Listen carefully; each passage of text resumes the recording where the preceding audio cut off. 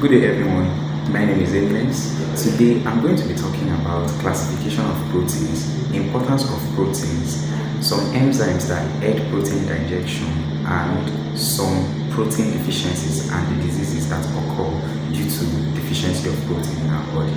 Let's begin with classification of protein. Protein classification is into three, which are classification based on structure, classification based on function, and classification based on composition. Let's begin with classification based on structure. When it comes to protein classification based on structure, they are classified into four parts, which are primary structure, secondary structure, tertiary structure, and quaternary structure.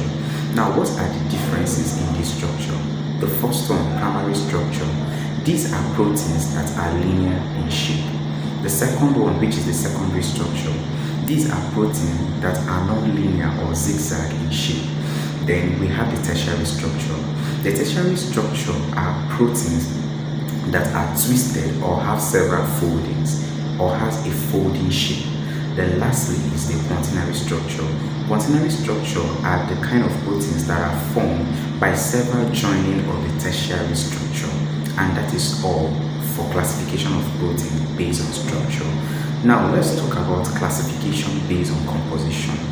When it comes to protein classification based on composition, they are classified into three parts, which are simple proteins, conjugate proteins, and derived proteins. What are simple proteins? Simple proteins are the kind of protein that yield one amino acid and carbohydrate compound occasionally.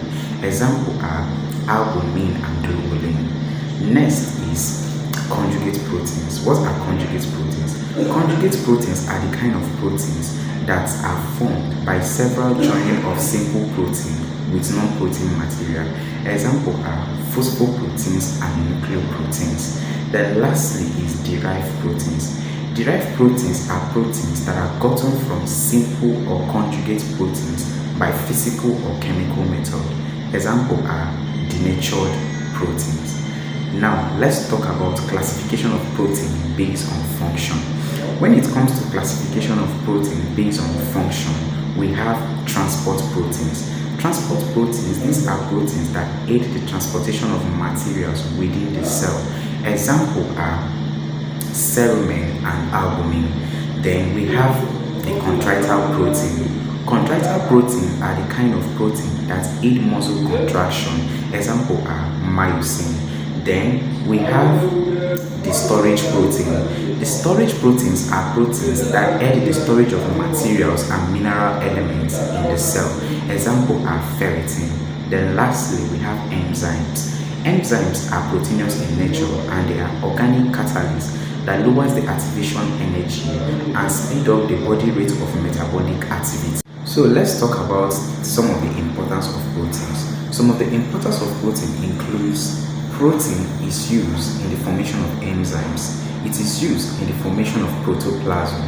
It is used to replace worn-out tissue, and it's also used in the tanning industry.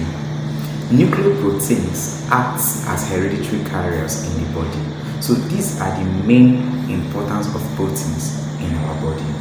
Now let's talk about some of the enzymes that can digest proteins.